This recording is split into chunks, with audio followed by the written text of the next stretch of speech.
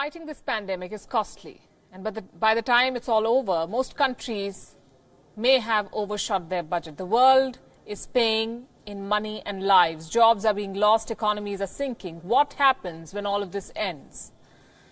Here's what happens. Our governments will begin pouring millions to get back on track. And who's going to pay for it? People like you and me. We will end up footing the bill, the taxpayers. Here's something else that you must know.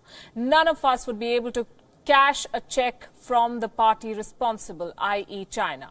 Which is why night after night on this show we've urged you to ask questions of the regime that facilitated this pandemic.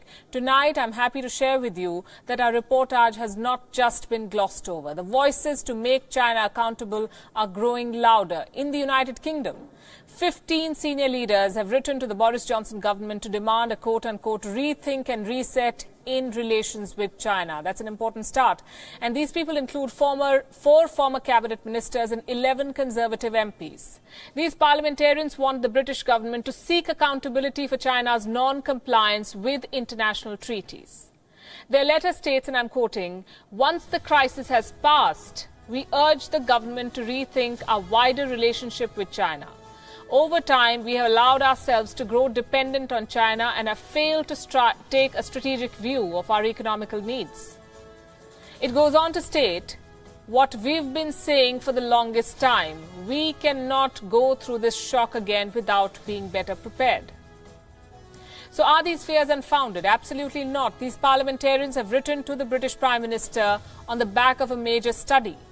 A study by the Henry Jackson Society. It's a British foreign policy think tank which says that there is evidence that China breached healthcare treaty responsibilities.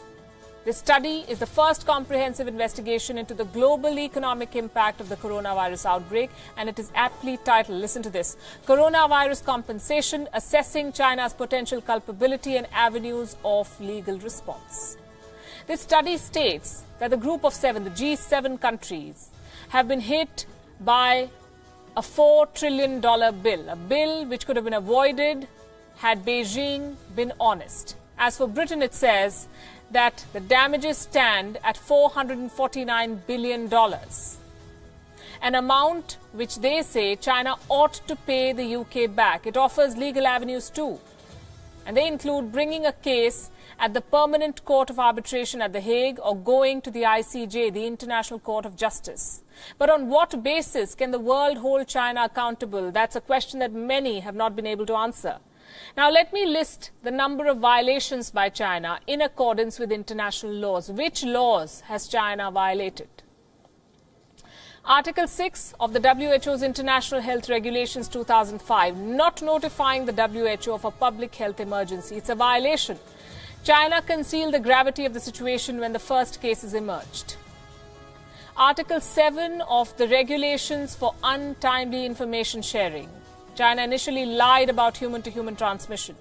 Article 64 for not providing timely epidemiological reports.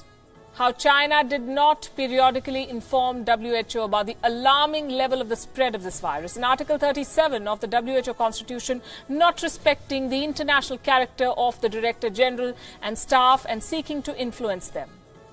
And this one's very serious and self-explanatory. Dr. Tedros, the Director General of the WHO, delayed in announcing a globalized public health emergency. We've done countless reports on this, on his complicity and Beijing's influence on the World Health Body.